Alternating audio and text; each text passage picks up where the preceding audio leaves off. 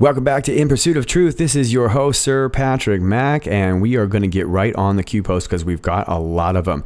So we're going to start out at the latest, which we're going to go right through. I'll read them all through, do a little light analysis, and let you be on your way. Okay, 7 minutes past the hour of 6. FBI burning the midnight oil. We have a link. What was just released to Nunez? Another link. Warning, Telegraph, and then a third link. It's happening. Q. Adding on to that, at 11 minutes past the hour of 6, a clean H in brackets. A clean house is very important. Q.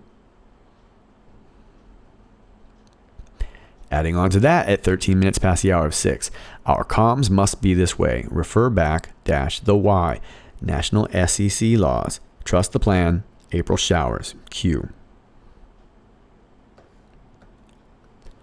24 minutes past the hour of 6, responding to an Anon who says House of Reps. 32 minutes past the hour of 6, we have a link, then another link. Down she goes, Q. 43 minutes past the hour of 6, we have Pentagon kills life log project. And I'm not going to read it. I'm just going to kind of go slowly there. You can read it slowly. And then we have another picture of Facebook. To which an Anon says, check the dates. Pentagon kills lifelong project. Same day Facebook is formed. 8 minutes past the hour of 7. And Q says, finder of this should apply to NSA. Q. 38 minutes past the hour of 7. Drop after testimony. Are you learning yet? Q. 22 minutes past the hour of 8. Thank you, Alan. Welcome aboard. Freedom. 9 minutes past the hour of 9. Number 17. Q. 21 minutes past the hour of 12. Funny. A link. And then serious. Night 5 in brackets. Adding on to that, at 23 minutes past the hour of 12. Facebook. Building 8. China. Q. 28 minutes past the hour of 12. Q says Syria. Q in response to an Anon who says gap between nights 4 brackets and 5 in brackets. 36 minutes past the hour of 12. Q responds to an Anon who says, Q, can you double confirm the number 17 was regarding the jerseys when I asked yesterday for confirmation? Anons are bringing up every other 17 under the sun, KEK. And Q responds, Alan, welcome aboard, plane 17, Q. 57 minutes past the hour of 12, we have another link. Study carefully. Facebook, IG, Instagram, think Ray Chandler, Twitter, etc. Honeypot, Q. And then 2 minutes past the hour of 1, Q is responding to an Anon who says, you have it all. Q says, we certainly do, Q. Okay, those are your Q posts. Let's take a look at them. Where we last left you heroes, we were talking about Snowden. Testify, then drop. Well, who testified? Mark Zuckerberg testified, right? Let's just remember that. But as of now, at 7 minutes past the hour of 6, Q says, FBI burning the midnight oil. What is it talking about? Midnight oil. Let's take you to a link. It's to Sarah Carter's Twitter. We know Sarah Carter. She's a good reporter. And she's retweeting a tweet from the E-Man. This Wednesday, midnight, 6 p.m., or will they keep up with the toothless bite?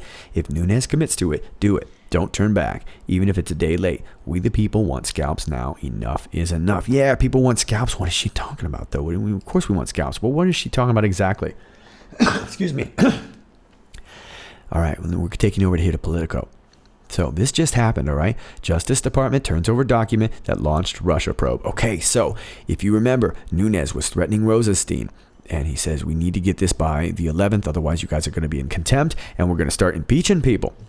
A day after Representative Devin Nunes, chairman of the House Intelligence Committee, threatened the impeachment of FBI Director Christopher Wray and Deputy Attorney General Rod Rosenstein, the Justice Department on Wednesday turned over the document that launched the Bureau's Russia investigation in 2016, cooling the latest confrontation between House Republicans and intelligence community leaders. Nunes, a California Republican, had demanded an unredacted version of the document by Wednesday afternoon, and the Justice Department provided one with few redactions that it deemed necessary for national security. Nunes praised the cooperation and said the document would aid his committee's ongoing investigation of the department and the FBI. Okay, folks, this is a big deal. This is a big deal. First of all, there was a lot of this talk. They were basically slow walking these memos back, and they were heavily redacted, which means if you saw a lot of the pages, there was so much black on them that you couldn't even read them.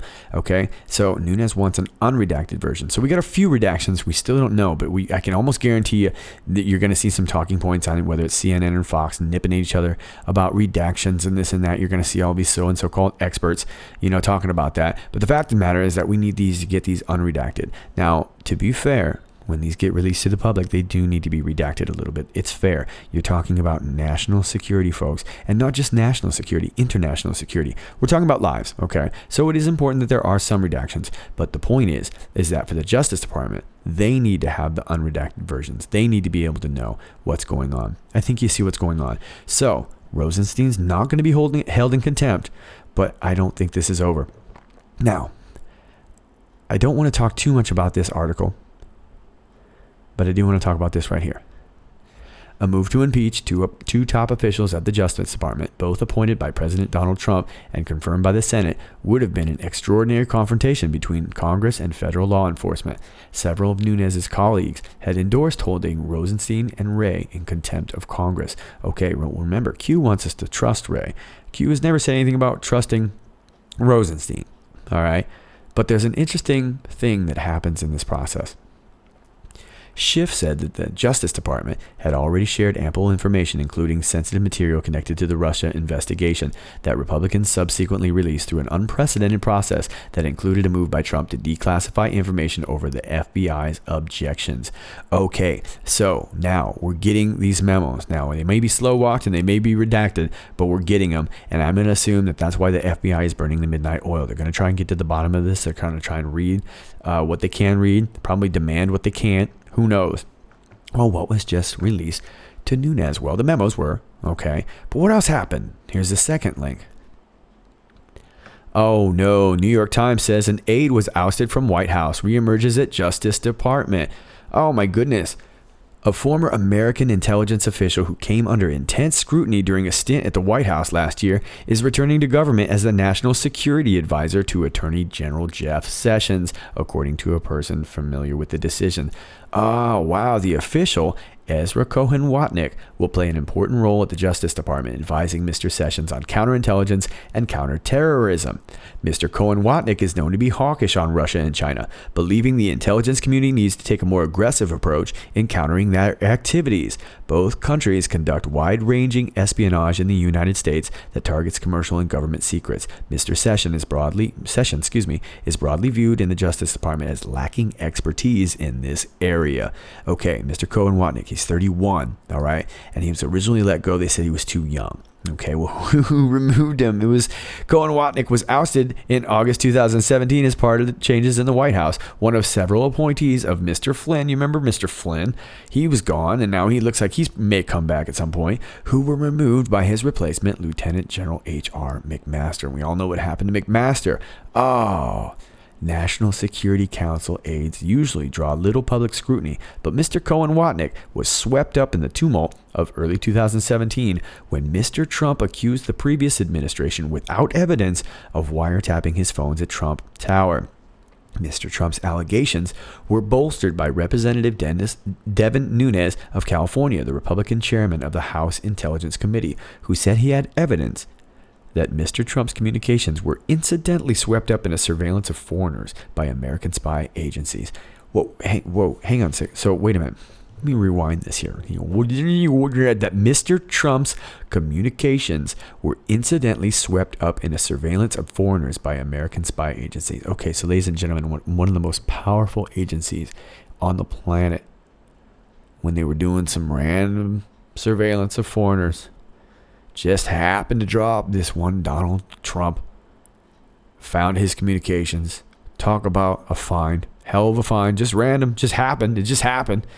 Mr. Nunes did not divulge the source of this information, but American officials later told the New York Times that Mr. Cohen-Watnick, at the instruction of two senior White House officials, helped print intelligence reports that later served as Mr. Nunes' proof.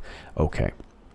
So, what I think is really, really important here is the last line. And you're going to see that a lot of these news articles always put the most important stuff sometimes in the last line. The episode prompted Mr. Nunes to recuse himself from the committee's inquiry, which devolved into partisan bickering and has effectively ended. Okay, so Nunes now is going to be taking control once he gets these memos. That's what he wanted. He was the guy that was pushing the memos in the first place, right?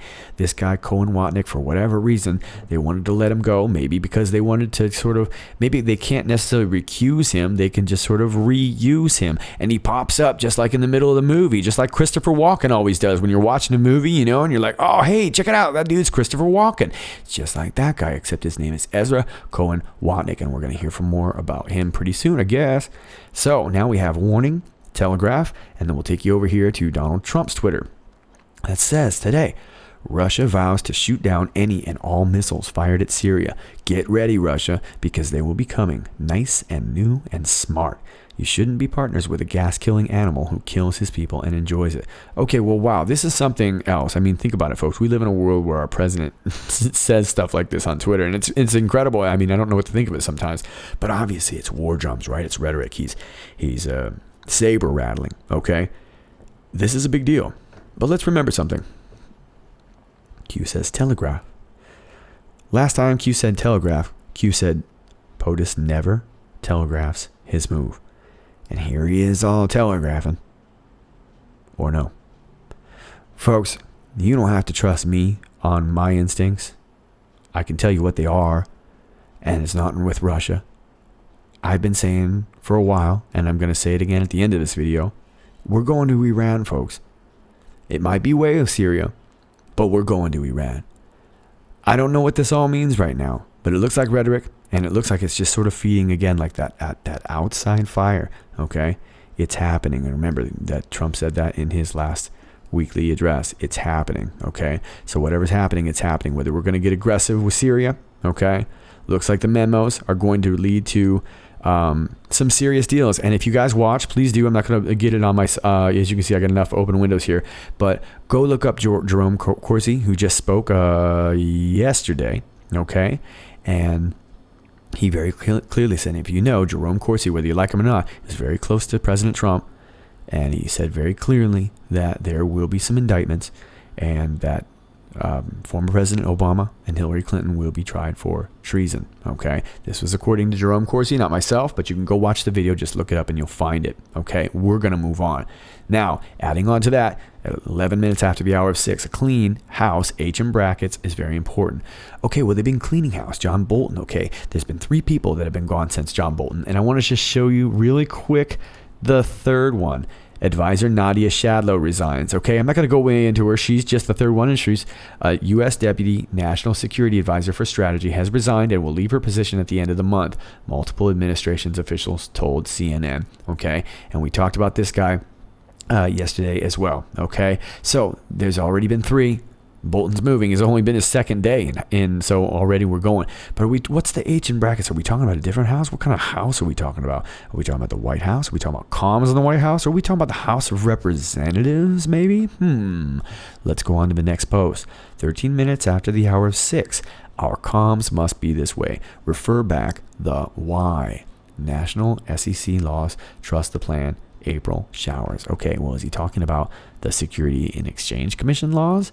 Well, here are some of them, you know, regarding to investigations, debt collection, things like that. You can see what's going on. I don't want to go way into this. Or is Q just mentioning national security laws? Well, what I get from all of this is very simply that a lot of the comms have had to be shared with us, quite simply, on an 8chan board, because everything else is corrupt. Social media is corrupt. Email is corrupt. You can't trust anything. Everything's been hacked. Okay, so this has been a new way of doing things. And, you know, obviously Q has always said trust the plan. So that's not anything different. So maybe that's the way the comms have just had to be. You know, comms have had to be a certain way. We can't see and hear everything. It's just not going to work out that way. All right, you get the idea. So 24 minutes after the hour 6, Q is basically confirming what this Anon says, House of Reps. Okay, let me just show you real quick here. This is the House of Representatives as of the midterm elections 2018. And I imagine many of them will get cleaned out. It's going to be a bitter election process, I think. I don't want to go way into it. Just wanted to incidentally show you these are all the Republicans that are retiring. Okay, I don't know how that is compared to other years. That's a pretty good list. Not quite as many Democrats. They're probably fighting a little bit harder. Okay, but who knows? But I'm going to assume that these midterm elections are going to be a very, very big deal. They're going to be contested. I think we're going to get a lot of election fraud, and you know how it's all going to play out. You know how this works. Okay, we all know how this works. It's going to be ugly. Okay, now let's take you over here to the next Q post. Excuse me. There we go. 32 minutes after the hour 6. We have a couple Hill articles. We have this, and then Q says, then this. Down she goes. Well, this is the this. Oh my goodness, you're going to like this. This is off the Hill. Our favorite mag. Clinton advises Pompeo to stop purge at State Department. Former Secretary of State Hillary Clinton said Wednesday she recently urged Mike Pompeo, President Trump's pick to lead the State Department, to retain senior career officials to handle global crises should he be confirmed. So she kind of knew he was going to be confirmed, and she was getting in his ear, huh? Clinton, who served as Secretary of State from 2009 to 2013 under former President Obama, said during an event in Michigan that she warned Pompeo against a purge of experienced administration officials when he called her recently. I told him that I thought he should take a hard look at retaining career diplomats who could advise him, because you never know what might happen. You never know where the next hotspot or crisis will happen, Clinton said. Let's rewind that. You never know where the next hotspot or crisis will happen, Clinton said. Whew. Ladies and gentlemen, I don't know if you know Clinton's father, but that sounds like Clinton's father's words. You never know where the next hotspot or crisis will happen. That's gangster talk, folk, all right? Clinton said she was deeply concerned over the mass exodus of some of the most qualified Foreign Service officers over the past year and a half under recently ousted Secretary of State Rex Tillerson. Yeah, they were so qualified. They were so qualified for you, weren't they, Clinton? All right, so you see what's going on. So Clinton calls up Mike Pompeo, despite the fact that Clinton said Wednesday she was happy to speak with Pompeo, who had once grilled her before a House committee hearing over the 2012 Benghazi attacks. Well, let's face it. Look, this is another humanitarian, folks, and we all know Clinton. The first thing we think of when we think Clinton, we think compassionate, we think forgiving, we think, understanding, those kind of things. So Clinton, she calls up Mike Pompeo and says, hey man, I think you're going to go to lead the State Department. Maybe you shouldn't out all these guys. And Pompeo's all like, look, President saying clean house, Q saying I should clean house, and Clinton's like, no, don't clean the whole house, leave it a little dirty, it should feel lived in. I like the lived in look. And Pompeo's like, no, Hillary, you don't live there, Trump lives there, and it's not your house, and we can't really do that, I got a clean house. And Hillary's like, no, come on man, but I really want to live there, I think it would look great like this. And Pompeo's like, no, I can't do that. Well, you know what happens when you say no to Hillary? Oh no, from the same mag, Pompeo failed to disclose ownership of business connected to China. That's the this, then. We're going to this, off the Hill. CIA Director Mike Pompeo did not disclose last year that he owned a business linked to a Chinese government-owned company, McClatchy reported. Pompeo, who was recently nominated by Trump to be Secretary of State, failed to disclose his business ties to a Chinese government oil and gas company in the questionnaire he was required to fill out to be confirmed as CIA Director by the Senate. Oh no, okay, so you see what happens when you say no. When you say no to Clinton, you find something wrong with you. There's obviously something wrong with you if you're saying something no to Clinton, okay? So now Mike Pompeo, he's going to struggle a little bit because he didn't put this. It looks like a company that sold business kind of products and things like that help people who do drilling for oil in China, okay? And we don't know how this is going to turn out, but this is what's going on when you say no to Hillary. Pompeo will need at least a few Democrats to support his confirmation. Senator Rand Paul has opposed his nomination, and Senator John McCain will not be present for the vote as he continues receiving cancer treatment. Oh, I'm sorry to hear that. Well, get better, shipmate. All right, so down she goes. I think you see what's going on, okay? We've seen this since the dawn of time with the Clintons and a lot of these deep state folks, okay? They start to threaten. They start to tough talk. Say, don't get rid of our guys. Don't look at our memos. Don't look at our emails. Don't unredact our stuff. And then what happens? Boom. Fires happen. Shootings happen. School shootings happen. Things happen. People get sued. People find all sorts of weird stuff. You know what I'm saying. All right. So 8 minutes past the hour of 7, Q is responding to Anon, who posts these. And I'm going to read you these in just a second. I'm going to take you someplace different. Okay. But the Anon says, check the dates. Pentagon kills lifelong project. Same day Facebook is formed. And Q says, finder of this should apply to the NSA. So what are we talking about? Let's look at this picture first. Oh, too big. Pentagon kills LifeLog project. What is the LifeLog project? That sounds awesome. The Pentagon canceled its so-called LifeLog project, an ambitious effort to build a database tracking a person's entire existence. Wow, that sounds killer. Where can I get one? Run by the good people at DARPA, the Defense Department's research arm, LifeLog aimed to gather in a single place just about everything an individual says, sees, or does. The phone calls made, the TV shows watched, the magazines read, the plane tickets bought, the emails sent and received. Out of this seemingly endless ocean of information, computer scientists would plot distinctive routes in the data, mapping relationships, memories, events, and experience. Wow, what such an amazing project. Why did they cancel it? It sounds so cool. Everything you've ever seen, it's all logged on in the Matrix. Wow, sounds great. Well, they don't need it to do it anymore. They killed it back in February 4th, 2004. They're not going to do it anymore. Oh, that's a bummer. Why not? Well, because these guys are going to pick it up. Facebook started the same day, February 4th, 2004, 14 years ago. Dun, dun, dun. And we all know what a humanitarian Mark Zuckerberg is. So they're going to take all that information, everything you see, everything you've ever done, every movie you've ever watched, anything you've ever felt. My goodness, and we're going to put it in this new thing called Facebook. I wonder if Facebook will ever take off. Sounds like a fly-by-night operation to me. All right. Well, Q's responding to the Anon who found this and says, finder of this should apply to the NSA. Indeed, that's a big one. This is big stuff, guys. Geez, everything we've ever done, every phone call we've ever made, it's huge. I wonder who found that. They should apply to the NSA. You know who would like that guy? Edward Snowden. Edward Snowden would like that guy. Drop after testimony. Are you learning yet? This is 38 minutes after the hour of 7. Well, where did we see drop after testimony? Just a day ago, where I last left you. At Snowden. Yes. Testify, then drop. Okay. Do you see it? Zuckerberg testifies, says what he needs to say. Now remember, I did mention he could perjure himself. We have to remember he wasn't under oath, but he did speak. He did speak. Okay. So, who gave us these little nuggets? Who gave us these little nuggets? We have a cue from Snowden. We've got a drop after testimony. Are you learning yet? I think we are. Let's move on. 22 minutes after the hour of 8. Thank you, Alan. Welcome aboard. Freedom. Well, what are we talking about? Are we talking about Grammy Award winner Alan Jackson? No, we're talking about Alan Dershowitz. He had lunch with Trump. Alan Dershowitz says meeting with Trump was about Middle East.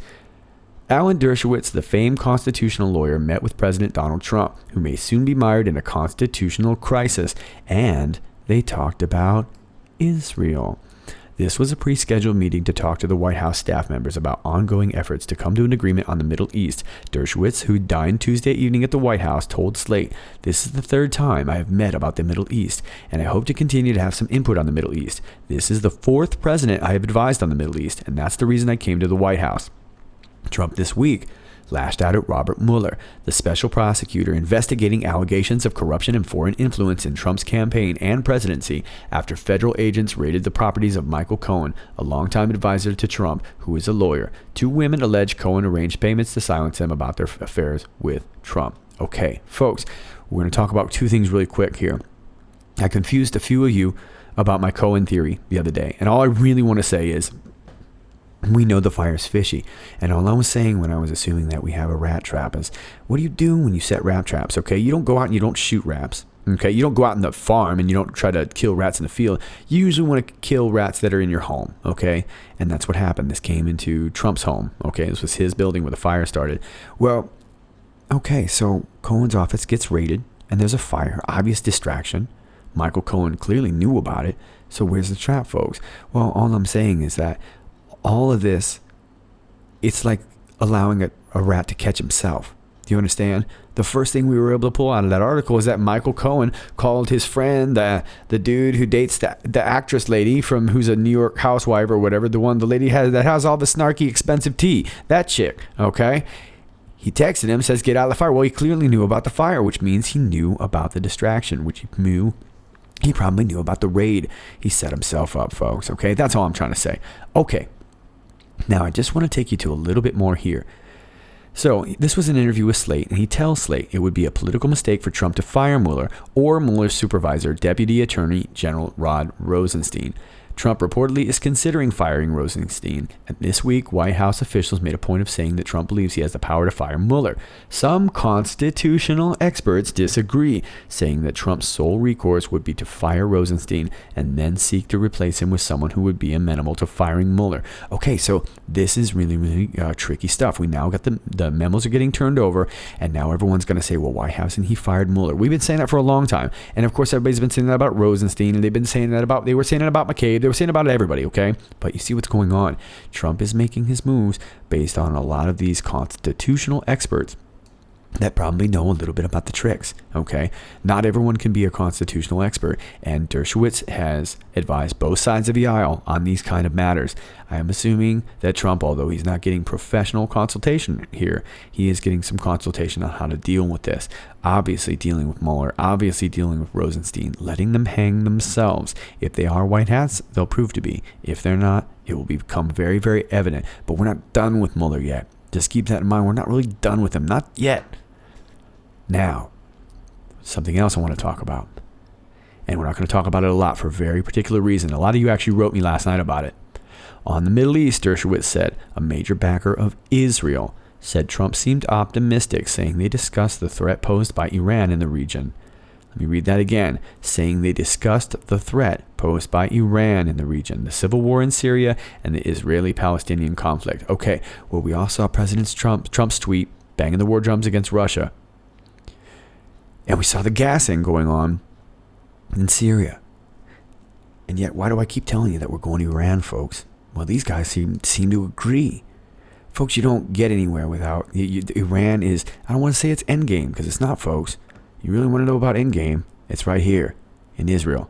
And we're not going to talk much about Israel for good reason. But I promise you, at some point, it's going to be all we talk about. Okay? I think you understand what's going on. Remember, Q said Iran is next. Okay. Now, let's take you over here. Number 17. I'm not going to talk about that because I'm going to talk about it in a minute, and it's not much to talk about. Okay. Let's take you over here. 20 minutes past the hour of midnight. Funny. Then we have a Washington Post article, and then Sirius Night 5. And now we see another Night 5 in brackets. Remember, we were on a couple nights ago. We were on Night 4. So now we're at the Washington Post. And this takes you here. Our favorite rag, the Washington Post. The crisis in journalism that's helping Trump. We're not going to break this down much, but I'm going to give you the idea of kind of what they're talking about.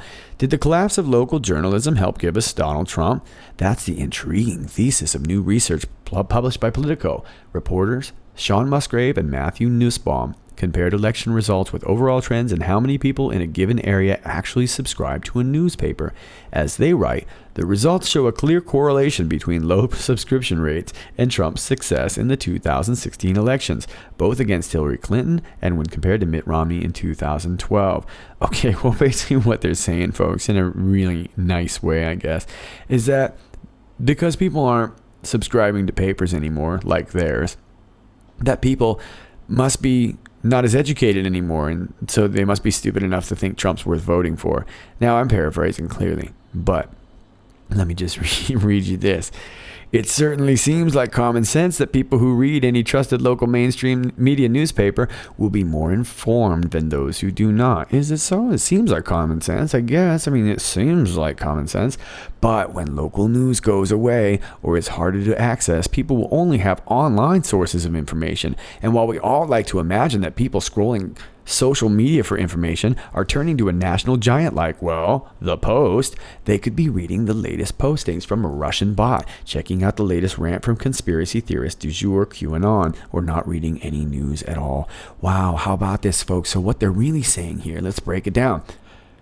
But when local news goes away, folks, has your local news gone away? Has your local news gone away? Did it just get up and walk out of there? It doesn't go away, folks. What they're talking about is this big Sinclair mess up where they realized that local news is trash. Everyone else realized that local news is trash, and now the Washington Post has to admit it without actually admitting it. So local news must have just gone away, or now it's harder to access. Can't seem to turn on the TV anymore. Oh, I'm going to have to go watch a conspiracy theorist du jour, Sir Patrick Mack with In Pursuit of Truth. Let him give me some trash. He's as good as a Russian bot or not reading any news at all. Okay, folks, this is clearly a hit piece, but it's not just a hit piece on Trump. It's a hit piece on me. It's a hit piece on you. I think you see what I'm saying, and Q seems to find it funny. But whatever they're doing, they're on night 5 of it, and they're doing serious business. So let's not worry about the funny stuff. All right. Now, adding on to that, 23 minutes past the hour of 12, Facebook, Building 8, China, Q. Okay, folks, this gets ultra creepy. Whew. Oh, sorry, wrong. This takes you over here to cnet.com. Facebook's moonshots, making brains type and skin here. The social network finally unveils what its secretive Building 8 hardware lab has been working on for the past year. Communication might never be the same. This is from April of last year. It looks just like another beige office park building next to a dental office in Menlo Park, California. Yet Building 8, across the street from Facebook's main campus, houses the social network's biggest bets on out there products. The tech industry has a term for what people inside Building 8 work on: moonshots. Think potentially groundbreaking projects that could reshape Facebook's long-term future and even how all of us communicate. Okay, well, we all know about Mark Zuckerberg. He's a massive humanitarian, just like Hillary Clinton is, right? All these humanitarians. He just wants to help us communicate.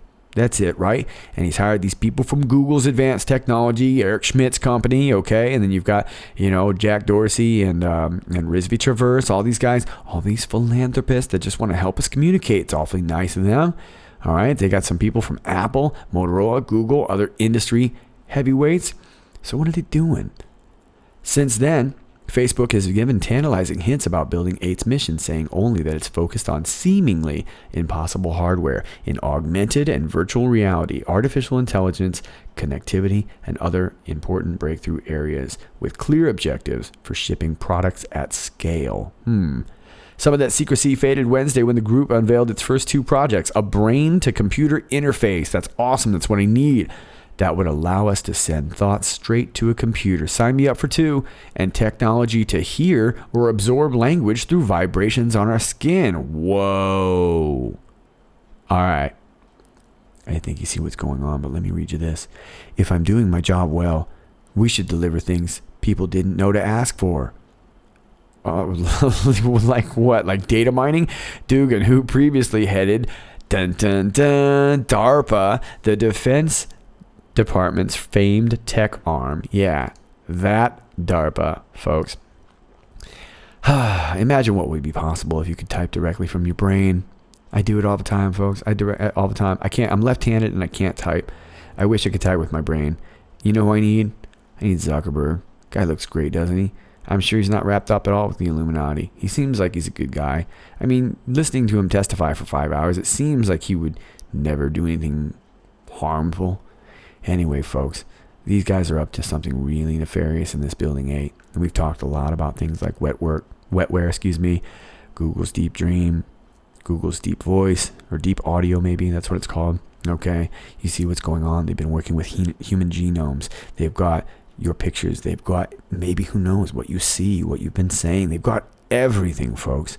What are they doing in that Building 8? I don't know what it is, but Q is spending their 5th night looking at it. We'll see soon. 28 minutes past the hour of 12. Q responds to an Anon who says gap between nights 4 and 5, and Q says Syria. Well, it makes sense, folks. We saw the news. We saw the gassing. We saw what happened. Okay. Don't want to go way into that, but if you remember who was involved, who took care of all the kids during the gassing, remember those white helmet guys. What are those white helmet guys rumored to be connected with? Does anybody know? Does anybody know? I think you do. For those of you who don't, they've been linked a lot to Zionism. I don't care what you think about Zionism or not. Just know that that's a connection. And that was also the connection that we saw with a lot of people that were that Zuckerberg in Facebook is wrapped up with, as well as people he testified for. I don't want to go into that, but there is a connection there. Let's move on to this, please. All right. 36 minutes past the hour of 12, Q responds to an Anon who says, Q, can you double confirm the number 17 that was regarding the jerseys when I asked yesterday for confirmation? Anons are bringing up every other 17 under the sun. K-E-K. Okay, am I just not cool? I don't know what KEK means. Is it staring me in the face? And I don't know what it means. I don't know what it means. I'm sorry. I'm not cool. Maybe you think I'm nuts. And maybe I'm stupid for not knowing that. I don't know what KEK means. Anyway, Q confirms it. Alan, welcome aboard plane 17Q. Okay, well, what's Trump talking about here?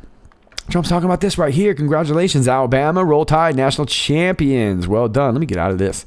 There we go.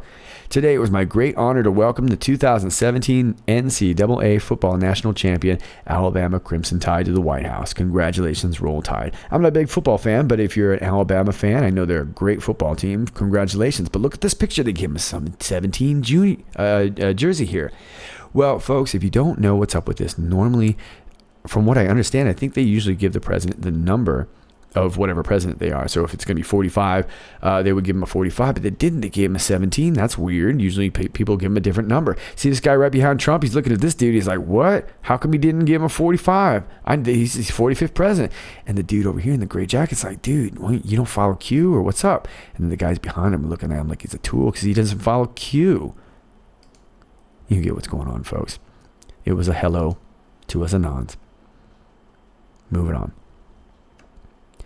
Got a link here at 57 minutes past the hour 12. Study carefully. Facebook, Instagram, think Ray Chandler, Twitter, etc. Honeypots. Whew, okay. So this takes us to a Reuters article. Trump signs law to punish websites for sex trafficking. U.S. President Donald Trump on Wednesday signed legislation aimed at penalizing website operators that facilitate online sex trafficking and chipping away at illegal protection for the technology industry. Remember, we're working on Building 8. The law is intended to make it easier for state prosecutors and sex trafficking victims to sue social media networks, advertisers, and others that kept exploitative material on their platforms, although victims would be required to show websites knowingly facilitated sex trafficking.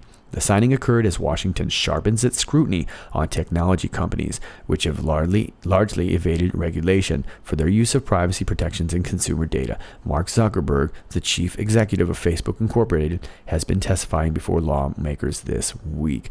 Okay, so this is a big deal, folks. You signed some new law. And you've got Ivanka Trump back there and whatever. And these are probably people that helped, I'm assuming, helped sign the law or help write the law, excuse me. So this is a big deal. We're cracking down. So how is this related here? Remember, IG, think Ray Chandler. Ray Chandler was a girl. Remember, we checked out her Instagram, and that led to all the stuff that went on to Epstein's Island, which later on, for those of you who sent me the message, he says, yes, I do know it caught fire and there was an explosion or whatever. I don't know much about it. In honor of keeping with this Q narrative, I reverted, which is what Q seemed to want to do. I think that was throwing them. I think it was something that happened because we found Ray Chandler's Instagram. And it probably led to some maybe arrests, some explosions, who knows? But it might have taken them off their timeline, and that's why I don't talk about it very much, just so you know. But it looks like Facebook, we know Facebook is wrapped up in it. We were just talking about Facebook, okay? They took over for this whole DARPA thing way back in the day. Instagram, we just nailed Raymond Chandler, and who knows who else we nailed. Twitter, Jack Dorsey was going to be next, etc. Honeypots, this is how they were doing it, okay? Get it? You starting to put this all together, folks? All this data mining. They know everything about you, and they know how to block you. They know how to let the people kind of get whitelisted who they want to talk, and the people that they want to shush, they shush. That was the whole point. And in the meanwhile, it would allow them to traffic kids, traffic guns, traffic whatever they're doing. Think Ray Chandler. You get it. Honeypots, okay? All right, last post, 2 minutes after the hour of 1. Q responds to an Anon who says, you have it all. Q says, we certainly do. Well, it certainly seems that way. Okay, folks, those are your Q posts. Thanks for sticking with me. If you want to turn off the video now, you are welcome to. Otherwise, I just wanted to clear up a couple other things. I was a little bit nebulous and for a couple reasons, but I want to take you back to this picture again. Most of you got this, and I think we all know what's going on here if you know the narrative. But if you don't, let's walk through it a little bit. Folks, we're talking about house cleaning. Okay, we have a few people already leaving. We've got some people missing here. This is mostly military people, with the exception, of course, of President Trump, Vice President Mike Pence. We have General Mattis back there. And then we have this guy over here. I'm sorry, I don't know his name. Somebody guessed it was Huber. It looks a little young to be Huber. But I do think this is Admiral Harry Harris right here. Okay, this is a Navy Admiral of the Pacific Fleet. So, he would head things out, like if he sent out a fleet out to China or something like that. And I'm sorry, this guy's name escapes me, but I know I believe he is an Army general. And I don't know this man, that I can't tell it here. It looks like a SEAL trident. That is so most likely special warfare. And then, of course, we've got Admiral Mike Rogers there, and we've talked about him. Let's talk about him real quick again, because, excuse me. Where am I at now? There he is. There's the guy. This is off of U.S. Naval Intelligence News. He's going to be expected to retire this spring. That's any moment, yeah? Leaves complicated legacy. Okay, I don't want to go way into him. The search is on for a replacement for Admiral Mike Rogers, the head of the NSA and the last Obama intelligence appointee remaining in the Trump administration. Rogers is expected to retire this spring after an eventful and often controversial 4 years. Okay, well, we talked about him yesterday. Remember, he's a surface warfare guy. That's the surface warfare pin right there that you're looking at, okay? He's also a crypto guy, okay? Head of the NSA. Given the nature of the job that oversees 21,000 analysts, hackers, and staffers, soaking up intelligence from multiple sources across the globe, it's unsurprising that Rogers at times found himself at odds with both the Obama and Trump administration. Okay. Well, this is the guy they're thinking is probably going to follow him. This is General Paul Nakasone. Okay. He is Commander General of the U.S. Army Cyber Command.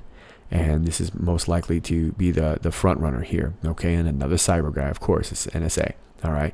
And again, keep in mind that it's Army. So why are we going back and talking about this? Remember, I keep going to that article. Military tribunals could be coming up, okay? Now, maybe he's just retiring, you know? Maybe he's going to go pick up some expensive tea and sip it at home and watch it all go. Who knows? Or could he be presiding, kind of getting ready to move into another office and preside over military tribunals, which I believe he would be able to do. Okay, you understand, but there's a deeper picture here, folks. We weren't just wanting to look at him. I want you to look at all of them. Let's look over here. We got 1, 2, 3, 4, 5, 6, 7, 8, 9.